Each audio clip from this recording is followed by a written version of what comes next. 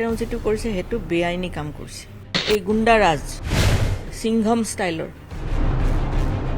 পুলিচৰ ওপৰ মহলে কি কি তেওঁৰ গুণাগুণ চাই পেলাই তেওঁক আজি পানবজাৰ থানাৰ ওসি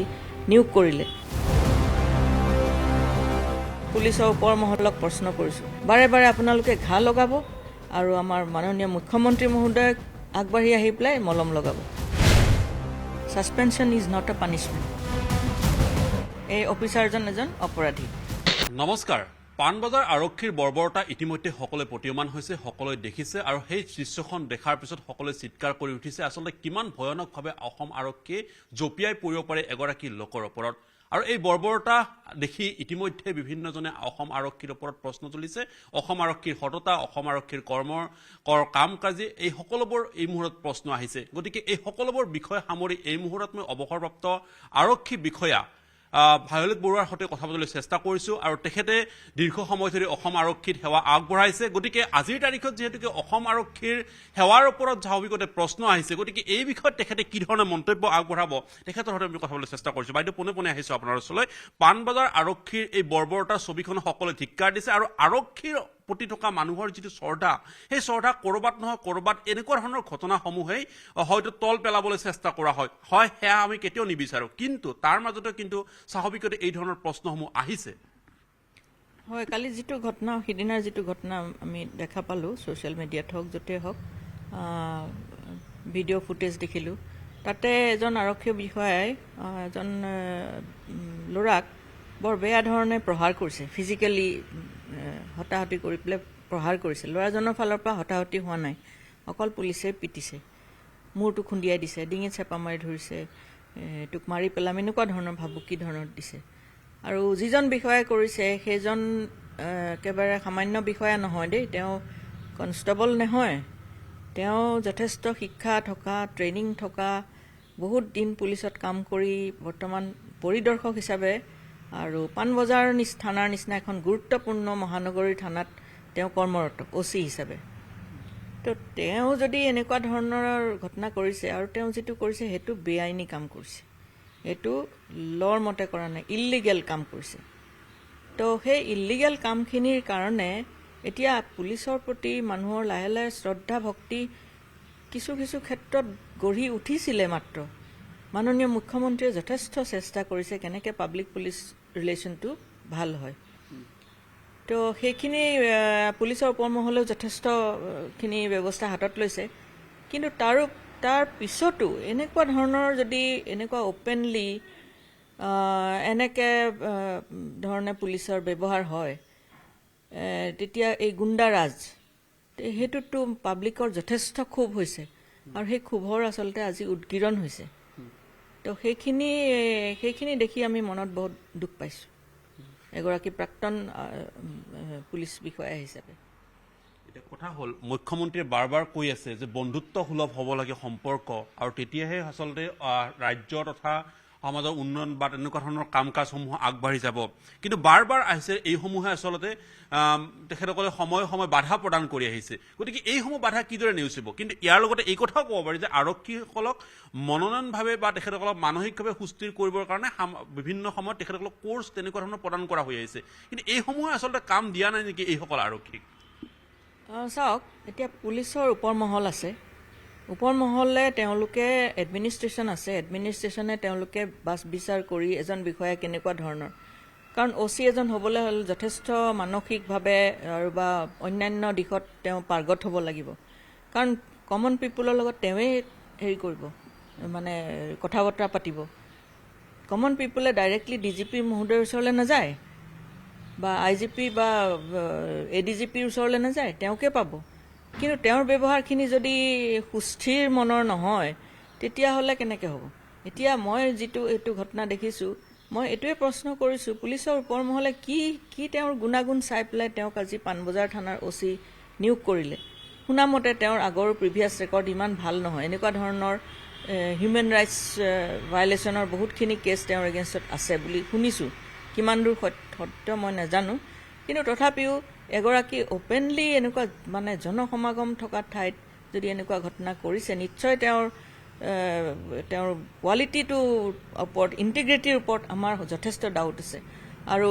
সেইকাৰণে মই পুলিচৰ ওপৰ মহলক প্ৰশ্ন কৰিছোঁ, আপোনালোকে ঘা লগাব, বাৰে বাৰে আপোনালোকে ঘা লগাব আৰু আমাৰ মাননীয় মুখ্যমন্ত্ৰী মহোদয়ক আগবাঢ়ি আহি পেলাই মলম লগাব। এনেকুৱা ধৰণৰ কথা নহয় নহয়। ওপৰ মহলত আমাৰ নানা ধৰণৰ অফিচাৰ, বহুত ধৰণৰ অফিচাৰ আছে। তেওঁলোকে কি চাইছে? তেওঁলোকে ট্ৰেইনিং দিব লাগে, তেওঁলোকে শিক্ষা দিব লাগে, তেওঁলোকেতো যথেষ্ট সা সুবিধা ৰাজকীয় ধৰণে আছে। কিন্তু আজি যদি এইসকল অফিচাৰক এনেকৈ লেকাম নোহোৱা গৰুৰ নিচিনাকৈ এৰি দিয়ে আৰু পাব্লিকৰ ওপৰত গুণ্ডাৰাজ কৰে সিংঘম ষ্টাইলৰ, এইটোতো নহ'ব। আপোনালোকে আজিকালি দেখিছে ল'ৰা ডেকা ডেকা যুৱকসমূহ যেতিয়া পুলিচত ভৰ্তি হয়, সেৱাৰ মনোভাৱটোতকৈ মানে যিটো সিংঘম, কিছুমানে লেডি সিংঘম, হাথিয়াৰ লৈ, ৱেপন লৈ, AK-47 লৈ ছ'চিয়েল মিডিয়াত ৰীল বনোৱা, এইবিলাকতে ব্যস্ত থাকে। তে ওপৰ মহলে কি চাই আছে? তেওঁলোকেতো ডিচিপ্লিনটো মেইনটেইন কৰিব লাগে। গতিকে তেওঁলোকক অলপ কণ্ট্ৰল কৰক, নহ'লে এইখিনিয়ে আমাক ভয়ংকৰ মানে চিটুৱেশ্যন আনিব কেতিয়াবা। এতিয়া কথা হ'ল, যিগৰাকী আৰক্ষীয়ে এনে বৰ্বৰতা চলালে সেইগৰাকী আৰক্ষীক তাৎক্ষণিকভাৱে নিলম্বন কৰা হ'ল। আচলতে এটা কথা হৈছে যে নিলম্বনে আচলতে সেই সিদ্ধান্ত হ'ব পাৰেনে, বা এনেকুৱা ধৰণৰ আৰক্ষীক লেকাম লগোৱাৰ শব্দটো যিহেতুকে আপুনি ব্যৱহাৰ কৰিছে, এনেকুৱা আৰক্ষীক নিলম্বনৰ অৰ্ডাৰ জাৰি কৰিয়ে আচলতে সামৰিব নেকি দায়িত্ব? কিন্তু তাৰপিছত আৰক্ষীগৰাকীৰ বিৰুদ্ধে কেছ ৰুজু হ'ল, কেইবাখনো থানাত তেখেতৰ বিৰুদ্ধে এজাহাৰ দাখিল কৰিবলৈ গ'ল গৰাকী বিভিন্ন প্ৰতিষ্ঠানৰ পৰা। তাৰপিছতে তেখেতক এবাৰলৈকে কিন্তু জেৰা কৰা হোৱা নাই আৰক্ষীগৰাকীক। নে আৰক্ষী হোৱা সত্ত্বে তেখেতক জেৰা কৰাব নালাগে? সেইটোতো নিশ্চয় নহয়। এতিয়া যিগৰাকী ভিক্টিম হৈছে, তেওঁ পুলিচৰ প্ৰহাৰ পাইছে, তেওঁ কি ধৰণৰ অপৰাধ কৰিছে? তেওঁ অপৰাধ কৰিব পাৰে দেই, তেওঁ বোধহয় ল' ভায়লেশ্যন কৰিছে। সেইবুলি ল' ভায়লেশ্যন কৰিলে তাৰ উপায় বেলেগ আছে। পুলিচৰ কোৰ্টে বা আইনে কেতিয়াও অধিকাৰ দিয়া নাই পুলিচে যাকে তাকে মাৰপিট কৰিব। মাৰপিট, পুলিচৰ হাতত ৱেপন যিটো আছে, ৱেপন কেতিয়া উঠাব বা লাঠি কেতিয়া উঠাব, সেইখিনিৰ যথেষ্ট কাৰা নিয়ম আছে, আইন আছে। আনলফুল মব যিটো বেআইনী জনতা, তেওঁলোকক কণ্ট্ৰল কৰিবৰ কাৰণে, বা পুলিচৰ নিজৰ ওপৰতে যেতিয়া ভাবুকি আহিলে, কোনোবাই পুলিচক এটেক কৰিব, দা কটাৰী লৈ এটেক কৰিব আহিলে, তেনেকুৱা জীৱনৰ ভাবুকি, লাইফৰ প্ৰপাৰ্টিৰ যেতিয়া ভাবুকি হয়, তেতিয়া এইবিলাক কৰিবলৈ অধিকাৰ আছে। বহুত কাঢ়া আইন আছে, সকলোৱে জানে। সেইখিনি অকল মই বুলি নহয়, পুলিচৰটো বাদেই আজিকালি সকলোৱে জানে, পাব্লিকে, জনসাধাৰণে জানে। কিন্তু এতিয়া যিটো তেওঁক এইটো হ'ল, লগে লগে তাৎক্ষণিকভাৱে তেওঁক নিলম্বন কৰিলে। Suspension is not a punishment, প্ৰথম কথা। টেম্পৰেৰী দেই, টেম্পৰেৰী। আৰু যিটো তেওঁ ক্ৰাইম কৰিছে, হি ইজ এ ক্ৰিমিনেল। এই অফিচাৰজন এজন অপৰাধী। অপৰাধীক আপুনি নিলম্বন কৰিব নেকি? যিকোনো অপৰাধী আপুনি অপৰাধ কৰিলে আপোনাক নিলম্বন কৰি হৈ যাব নেকি?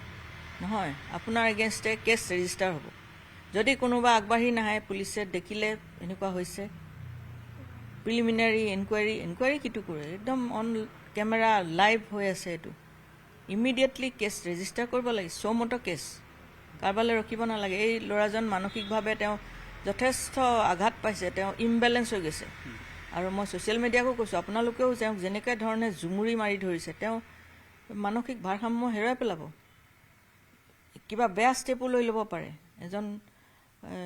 পঢ়া শুনা কৰা, ঘৰৰ চিন্তা কৰা উদীয়মান ল'ৰা,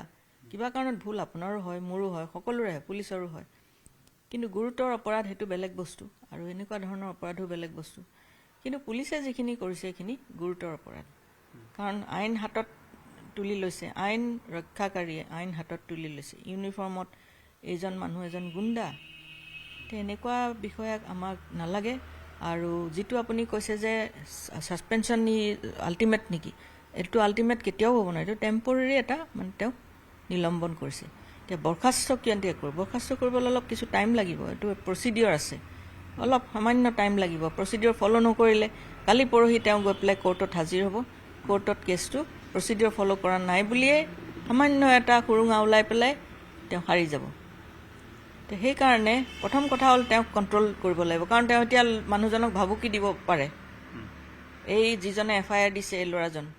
তেওঁক বিভিন্ন ফালৰ পৰা ভাবুকি দিব পাৰে তেওঁ সেই কথাখিনি আহিছে যে প্ৰথম দিনাখন ল'ৰাজনে যিটো ষ্টেটমেণ্ট দিছিলে তাৰ পৰৱৰ্তী সময়ত যোৱাকালি দিয়া ষ্টেটমেণ্টৰ মাজত কিছু পাৰ্থক্য দেখিব পোৱা গৈছে এই ধৰণৰ পাৰ্থক্য আহিছে যে ল'ৰাজনে প্ৰথম দিনাখন ৰাজহুৱা স্থানত যি ধৰণৰ আচলতে মাৰধৰ কৰা হ'ল বা তেখেতক মাৰিলে একেদিনাখনে নিশাখনে আচলতে যেতিয়া তেখেতক থানাত বহাই ৰাখিছিলে সেই সময়ছোৱাতো আৰক্ষীগৰাকী ভাবুকি প্ৰদান কৰে তেখেতৰ দেহত হাত দিয়া বুলিও অভিযোগ আহিছে গতিকে সেই কথাখিনি কিন্তু যোৱাকালি নিশাৰ ভাগত তেখেতে স্পষ্টকৈ উল্লেখ কৰিছে যেতিয়া আৰক্ষীত তেখেতে গোচৰ ৰুজু কৰিব গৈছিলে এতিয়া যিটো তেওঁক থানাৰ ভিতৰতো তেওঁক প্ৰহাৰ কৰিছে বুলি কৈছে সেইখিনি এনকুৱাৰীৰ ভিতৰত ওলাই যাব কাৰণ ইনভেষ্টিগেশ্যন এনকুৱাৰী থানাত আজিকালি CC কেমেৰা থাকে নহয় এইটো মানে হিউমেন ৰাইটছৰ পুলিচ একাউণ্টেবিলিটি কমিশ্যনৰ অৰ্ডাৰ প্ৰত্যেক থানাতে CC কেমেৰা থাকে গতিকে CC কেমেৰা যদি ডেলিভাৰেটলি বেয়া কৰি থৈছে সেইটো মই নাজানো থানাত থাকিবই লাগিব গতিকে সেইখিনি প্ৰমাণ ওলাই যাব তেওঁ সঁচা কৈছে নে মিছা কৈছে এতিয়া কথা হ'ল ল'ৰা এৰেষ্ট কিয় কৰিব লাগে এৰেষ্ট কৰি যাতে এই যিজন অপৰাধী এলেজড অপৰাধী এই এলেজড অপৰাধীজনে যাতে ভিক্টিমক আৰু তেওঁক ভাবুকি প্ৰদান কৰি তেওঁক প্ৰভাৱিত কৰিব নোৱাৰে বা ষ্টেটমেণ্ট উঠাই ল বা তেওঁ মেনিপুলেশ্যন কৰিব নোৱাৰে বা এভিডেন্সেছ টেম্পাৰিং কৰিব নোৱাৰে সেইকাৰণে তেওঁক ডিটেইন কৰাটো অতি দৰকাৰ ইমিডিয়েটলি এৰেষ্ট কৰাটো বহুত দৰকাৰী আৰু যিহেতু কেছ এটা তেওঁ কৰিছে অপৰাধ কৰিছে ক্ৰিমিনেল অফেন্স কৰিছে গতিকে তেওঁকতো এৰেষ্ট কৰিব লাগে কিয় কৰা নাই সেইটো মই নাজানো এইটো মানে এইটো আচৰিত কথা এতিয়া বাইদেউ কথা হ'ল যে আপোনালোকে অসম আৰক্ষীত এটা দীৰ্ঘ সময় ধৰি আছে আৰু আপোনালোকৰ সেই সময়খিনি এটা সুনাম আছে আপোনাৰ বিশেষকৈ সুনাম আছে অসম আৰক্ষীত কাৰ্যনিৰ্বাহ কৰা সময়ছোৱাত গতিকে এনেকুৱা ধৰণৰ কৰ্মৰাজিসমূহে যেতিয়া আপোনালোকে টেলিভিশ্যন স্ক্ৰীণত দেখে ক'ৰবাত দুখ প্ৰকাশ কৰে নেকি আমাৰ দুখ লাগে নিশ্চয় কাৰণ পুলিচ ডিপাৰ্টমেণ্টটোত বহুতে নিজৰ তেজ দি আজিলৈকে এইটো অৱস্থা পাইছে বহুতে ঘূণীয়া হ'ল বহুতে নিজৰ ফেমিলি হেৰুৱালে তে সেইসকল যিসকল শ্বহীদ হ'ল তেওঁলোকে কিহৰ কাৰণে শ্বহীদ হ'ল দেশমাতৃৰ কাৰণে এই আপোনালোক আমাৰ কাৰণে জনতাৰ কাৰণে নিজৰ প্ৰাণ আহুতি দিলে কিন্তু এনেকুৱা ধৰণৰ গুণ্ডাৰূপী কিছুমান যদি আহি পেলাই যদি এই সুনামটো ধ্বংস কৰে তেতিয়া আমাৰ নিশ্চয় দুখ লাগে কাৰণ আজিতো সেই ৰেজিমেণ্টেল যুগ নাই ব্ৰিটিছৰ টাইম নাই তেতিয়া ব্ৰিটিছৰ টাইমত আছিলে 3rd ডিগ্ৰী ফ্ৰীডম ফাইটাৰ্ছৰ ওপৰত 3rd ডিগ্ৰী অত্যাচাৰ কৰিব সেইটো এতিয়া সেইটো যুগ নাই আৰু বিশেষকৈ মই আচৰিত পাইছোঁ এইসকল অফিচাৰ ইমানেই তেওঁলোকৰ মূৰত ধৰিলেগেনে কি তেওঁলোকে কেয়াৰ নকৰা হ'ল আজিকালি ছ'চিয়েল মিডিয়া ইমান ষ্ট্ৰং পাব্লিক ইমান ষ্ট্ৰং তথাপি তেওঁলোকে কেয়াৰ নকৰি মনে মনে কৰাৰ কাম নহয় এইটো অ'পেনলি কৰিবলৈ সাহস পাইছে কি কাৰণত সাহস পাইছে এইটো বহুত চিন্তনীয় কথা গতিকে এনেকুৱা ধৰণৰ কথা যাতে মানে আশৈ নাপায় সেইটো কাৰণে কিন্তু পুলিচ মহলে ব্যৱস্থা ল'ব তেওঁলোকেহে ব্যৱস্থা মই সেই কথাটো আপোনাক সুধিব বিচাৰে যে অন্তিম কথাটো যে এই ধৰণৰ ঘটনা যাতে পুনৰাবৃত্তি নহয় তাৰ কাৰণে কি ধৰণৰ আহ্বান জনাব আৰক্ষী শীৰ্ষ ব্যৱস্থা এটা কথা হ'ল ষ্ট্ৰেছফুল হৈ থাকে পুলিচৰ প্ৰত্যেকজন মানুহ কাৰণ কি আমাৰ পুলিচৰ ক্ৰাইম অনুপাতে জনসংখ্যা অনুপাতে আমাৰ পুলিচৰ সংখ্যা যথেষ্ট নহয় তাৰ কাৰণে বহুতখিনি নতুন পোষ্ট ক্ৰিয়েট কৰিব লাগে বিশেষকৈ SI ৰেংকত কনষ্টেবল ৰেংকত আৰু ইন্সপেক্টৰ ৰেংকত তেওঁলোকক প্ৰপাৰ ট্ৰেইনিং দিব লাগে আজিকালি ল'ৰা ছোৱালীবোৰ জ্ঞানী হৈছে বহুত ভাল ভাল ল'ৰা ছোৱালী সোমাইছে পুলিচত মিনিমাম ধৰি লওক গ্ৰেজুৱেশ্যন আপোনাৰ মাষ্টাৰ ডিগ্ৰী ইঞ্জিনিয়াৰ পৰ্যন্ত সোমাইছে গতিকে এটা যদি শিক্ষিত ফ'ৰ্চ আহে আৰু গোটেইকেইজন যদি মেণ্টেলি অলপ যদি বেলেঞ্চড হৈ থাকে মানে কাম কাজত যদি সুস্থিৰতা থাকে তেতিয়াহ'লে তেওঁলোকে কাম কৰাত এটা সুস্থিৰ পৰিৱেশ পাব মাইণ্ডটো ঠিকে থাকিব কিন্তু সেই বুলি নহয় যে মই OC কৰিছোঁ মোৰ বহুত কাম সেই বুলি মই জাগে তাগে যি টি কৰি দিম সেইটোতো নহ'ব নহয় গতিকে সেই বিভিন্ন ধৰণৰ পদক্ষেপ অলৰেডি লৈ আছে কিন্তু এটা মষ্ট ইম্পৰ্টেণ্ট পদক্ষেপ হ'ল যিখিনি গেপবিলাক হৈ আছে মানে এই ধৰি লওক মেন পাৱাৰ যিটো কমি আছে এই মেন পাৱাৰ বহুতখিনি বঢ়াব লগা হৈ আছে উইমেন পুলিচ নাম্বাৰ বঢ়াব লগা আছে আৰু ডিচিপ্লিনটো খুব কাঢ়াকৈ তেওঁলোকৰ মাজত এনফ'ৰ্চ কৰিব লাগে আৰু ফ্ৰম টাইম টু টাইম এইবিলাক মানুহখিনিক চেঞ্জ কৰিব লাগে তাৰমানে এফিচিয়েণ্ট অকল এছাম মানুহেই নহয় এছাম মানুহকে আপুনি চাই আহিবচোন তেওঁলোকে অনবৰত ইখন থানাৰ আছে সিখন থানাৰ আছে যদিও তেওঁৰ বেয়া নাম আছে বা তেওঁ সাংঘাতিক কিবা এটা ভাল কাম কৰা নাই কিন্তু কিছুমান খুব ভাল সাইলেন্টলি কাম কৰি আছে CIDত আছে SBত আছে বৰ্ডাৰ অৰ্গেনাইজেশ্যন কাম কৰি আছে সাইলেন্টলি তেওঁলোকে যথেষ্ট জ্ঞান আছে যথেষ্ট অভিজ্ঞতা আছে কিন্তু তেওঁলোকক কেতিয়াও তেনেকুৱা পোষ্টিং দিয়া নাই গতিকে সেইখিনিবিলাকো চাব লাগিব আৰু বহুতখিনি আছে তেওঁলোকে জানে ইমান আৰু ক'ব ইয়াতে সময় নহ'ব আৰু ইমানখিনি মই নাজানিবও পাৰোঁ নিশ্চয়কৈ ধন্যবাদ জনাইছোঁ আৰু এতিয়া মূল কথাটোৱে হৈছে সেইটো যে যিহেতুকে আৰক্ষী বিষয়াগৰাকীক এই মুহূৰ্তলৈকে এবাৰলৈকে কিন্তু সোধপোছ কৰা হোৱা নাই মাত্ৰ নিলম্বনৰ অৰ্ডাৰ জাৰি কৰি তেখেতক সামৰিছে কিন্তু ইয়াত প্ৰভিজন বা ইয়াত ব্যৱস্থাখিনি এই ধৰণৰ আছে যে যিহেতুকে তেখেতৰ বিৰুদ্ধে এজাহাৰ দাখিল হৈছে ভুক্তভোগীয়ে এজাহাৰ দাখিল কৰিছে তাৰপিছত সেই এজাহাৰৰ ভিত্তিত প্ৰথম অৱস্থাত আৰক্ষীৰ দোষ আছিলে আৰক্ষীয়ে চমুটো কেছ এটা ৰুজু কৰি আৰক্ষীয়ে তদন্ত কৰিব পাৰিলেহেঁতেন সেয়া নকৰিলে তাৰ বিপৰীতে তেখেতসকলে নিলম্বন কৰিলে কিন্তু এতিয়া কথা আহিছে যে যোৱাকালি নিশাৰ ভাগত যিহেতুকে ভুক্তভোগীয়ে এজাহাৰ দাখিল কৰিছে আৰু সেই এজাহাৰৰ ভিত্তিত গোচৰ ৰুজু কৰি যিগৰাকী অভিযুক্ত তেখেতক বা যিগৰাকীৰ এই মুহূৰ্তত কথা আহিছে যে আৰক্ষী বিষয়াগৰাকীৰ বিৰুদ্ধে ব্যৱস্থাখিনি ল'ব লাগে আৰক্ষীগৰাকী আটক কৰিব লাগে তেখেতৰ বিৰুদ্ধে সোধপোছ কৰিব লাগে জেৰা চলাব লাগে কিন্তু এই কামখিনি আচলতে অসম আৰক্ষীয়ে কৰিব নে নাই বা মহানগৰ আৰক্ষীয়ে এই দিশটোত গুৰুত্ব দিব নে নাই সেয়াও হ'ব লক্ষণীয় আপুনি বিচৰা বাতৰি পাব কেৱল নিউজ 18 এপত নিউজ 18 এপ ডাউনলোড কৰিবলৈ স্কেন কৰক এই QR কোড গুগল প্লে ষ্টৰতো পাব এই নিউজ 18 এপ